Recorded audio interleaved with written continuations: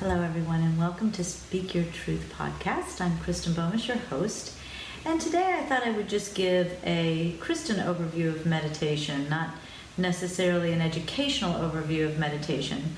I will address several types of meditation that you will find on my YouTube station going forward, but there are probably about 23 meditations.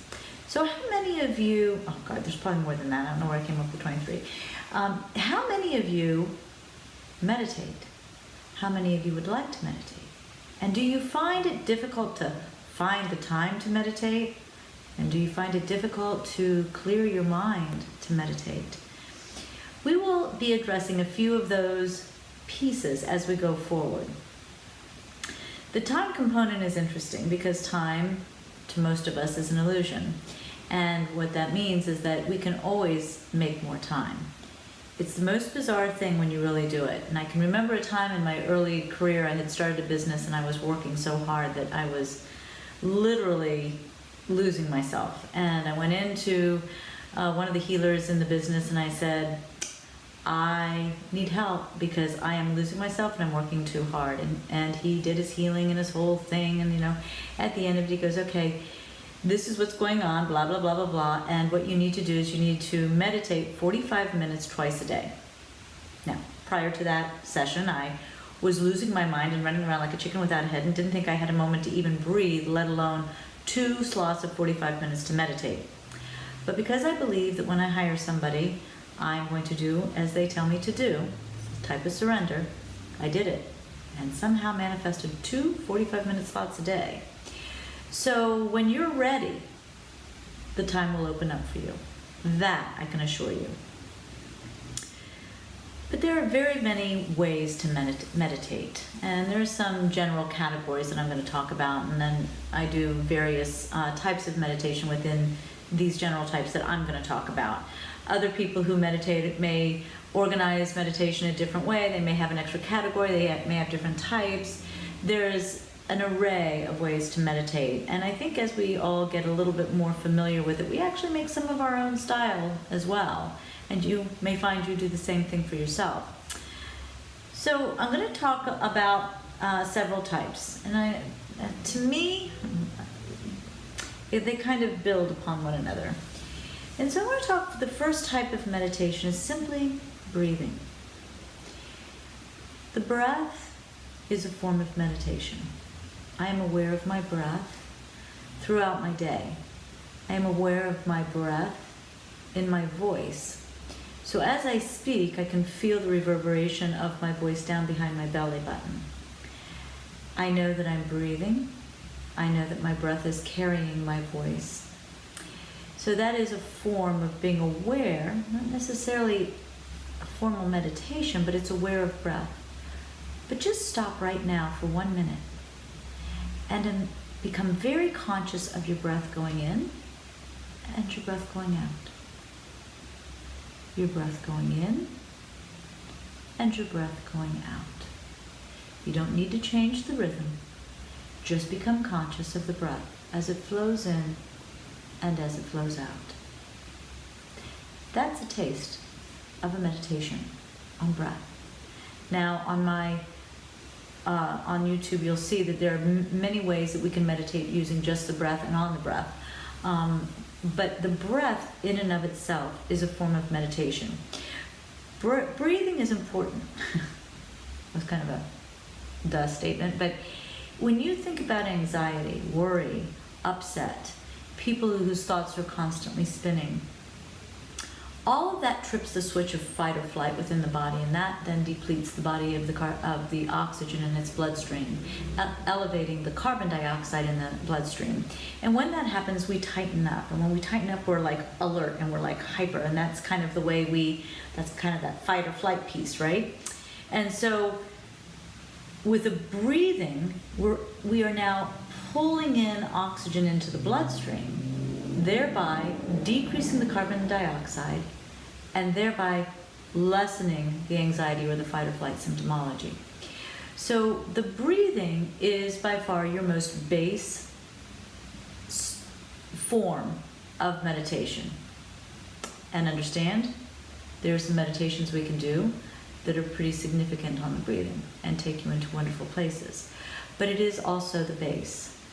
And I would like each of you who are interested just to start there with your breathing, just to become aware of it, and just watch how that in and of itself can calm you. The breathing, of course, is then going to be a part of all the beginning relaxation of any meditation that you go into. You want to become aware of the breath as you relax and as you pull yourself into a meditation.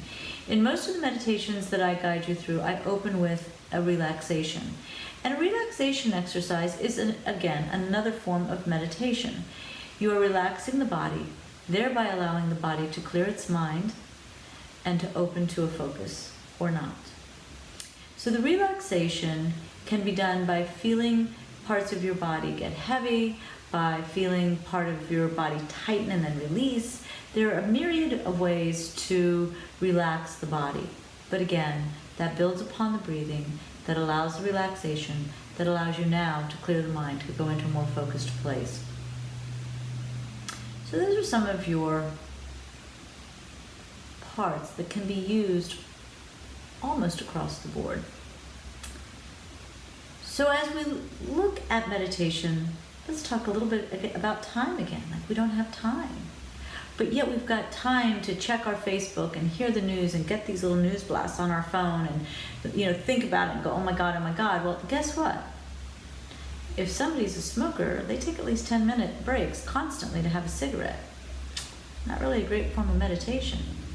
What if you start with a 5-minute meditation? I have a few of them on my website as well as on this YouTube station. It will be loaded shortly. But you can do these 5-minute meditations. I'm sure other people have them as well. You just relax yourself. You pick a focal point, or in my case, I'll guide you through something. And within 5 minutes, you're back into the workplace. You're back into life. And you can feel that energized feeling, that release, that you just had an energy drink or something goofy. But it's a great feeling. It's like a little pep, right? So those little brief 5-minute kinds of meditations are important for you to be aware of. A type of brief meditation, which can also be not brief at all, is a mantra. What I like about a mantra for a lot of my clients who are struggling with anxiety or tend to worry a lot, they have a lot of thoughts racing, maybe they're just stressed from work is what they like to say, but of course stress comes from other things. But when I have a client who's going through a lot of that, I recommend a mantra. The way I teach a mantra for the beginning of using it as a meditation technique is to pick a statement, maybe one, maybe two sentences. Make it gratuitous and make it present tense. So, thank you for the, let's see, what could I say? Thank you for the wonderful event on March 20th. And as I'm saying that, I'm just picturing the wonderful experience of this event and how everything just goes so well. And I'm feeling it right behind my belly button. But I say thank you for the wonderful March 20th event at least 20 times. And you say it rhythmically, thank you for the March 20th event, over and over and over again. And in doing that, you then become focused on the experience behind your belly button, and all of a sudden, you'll find yourself going into a trance-like state. I do recommend with some of my clients who struggle with that to add beads to the picture, or something you can count with your hands. If you've got marbles around the house, you can move one marble at a time into the other palm and then back again, know how many marbles you have, and that's a way to count. A minimum of 20. Sometimes we do 108. In anything you want. I don't bother teaching that detail at the beginning. Just get going. You can now turn off your radio in the car and do your mantra in the car. You can do it while you're watching commercials. Do it while you're sitting at work waiting for something to upload or download. And if you're filing or you're doing something that's kind of mindless, you can throw in a mantra, and you can actually use that mantra. For those of you who are into the law of attraction, you can use a mantra also for attracting things into your life that you wish to attract into your life. So the mantra has diverse uses in my world and in the world of the people with whom I work. But it is a very simple technique that allows you to use the mind to move beyond the mind. And those are mantras, and there are a myriad of mantras out there, and some that you can make up for yourself. The other thing that you have probably been very familiar with are guided meditations, and that's when someone kind of takes you into the relaxation and then takes you through an experience that you imagine or see in your mind's eye. And as you go through that meditation, there generally is some sort of a purpose that could be a vision statement, it could be a safe place, it could be anything, but there's generally some sort of purpose to that guided meditation. And it almost always is at least relaxing and opening in some way. All of these can be a guided meditation if you have someone whose voice is guiding you through it. But when we separate out the concept of guided meditation, in this case, when I separate it out, I'm saying that it's when someone actually walks you through kind of like a storyline, right? And they kind of take you someplace.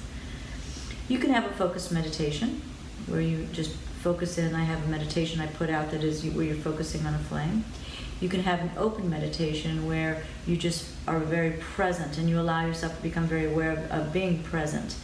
You can, those two appear opposite, and yet it's interesting how similar they are, which is why I kind of see them on the same spectrum. Those are, again, if I guide you through them, you'll get the idea, and then you can do it all on your own. It's really focusing in on something, knowing how to focus in on something, or knowing how to move far away from focus to see almost an open view of everything, as best I can describe it. You can also, as shamans, we journey to the other worlds. And so if you're working with a shaman or you know a shaman, they can journey with you, taking you to the other worlds to uncover things. We go into the underworld to find our gifts, to find our soul parts, to find our agreements, all kinds of things. There are 4 or 5 things that we go down there to kind of pull together and to heal. You hear people talk about the shadow side. Well, that's kind of the shadow side. It's like, why am I experiencing what I'm experiencing in this world at this time? And a lot of that can be answered by journeying into the underworld. But we can journey into the outer worlds as well. But a shaman, I like to see journeying done with a shaman of some sort, because I think they have a better understanding of why you're going where you're going. And it could be a type of guided meditation, but again, journeying is specific to shamanism. The mindfulness meditations that I enjoy are truly mindfulness, and there is kind of a crossover for me with some of my shamanic training with mindfulness meditation. So mindfulness takes on a world of its own in my teachings, because you really want to become mindful. Is not just being conscious of something, it's moving beyond just conscious and becoming one with what it is you're doing, seeing, or being. So it's a very interesting kind of meditation that allows you to become one with. So if you're becoming very mindful of the eagle, you almost shapeshift into the eagle and you become the eagle. But it's it's kind of a very simplified way to describe the meditation. But it's very mindful. It's becoming one with, and so you lose all of this separation, this concept of separateness, and you start to see how you and it, whatever it is, are one. So those are a few of the meditations that you will see coming up on YouTube. Most of them are already on my website. I do invite all of you to try them out. I'm sure you can find meditations on a lot of these apps. There's some excellent apps out there teaching you how to meditate as well. And then you can also go to YouTube and the internet and find all kinds of people who are just so willing to teach you about meditation. But I am definitely open to any questions you may have, any frustrations you're starting to get with keeping your mind clear as you meditate. What's holding you back? Because nothing needs to be holding you back. You can actually meditate on that very piece. So if you're finding yourself having difficulty with meditation, don't fight it. Take the piece that you're having difficulty with and meditate on that itself. With that, I thank you very much for your time. I hope I gave you a little bit of a taste of the various ways that you can meditate.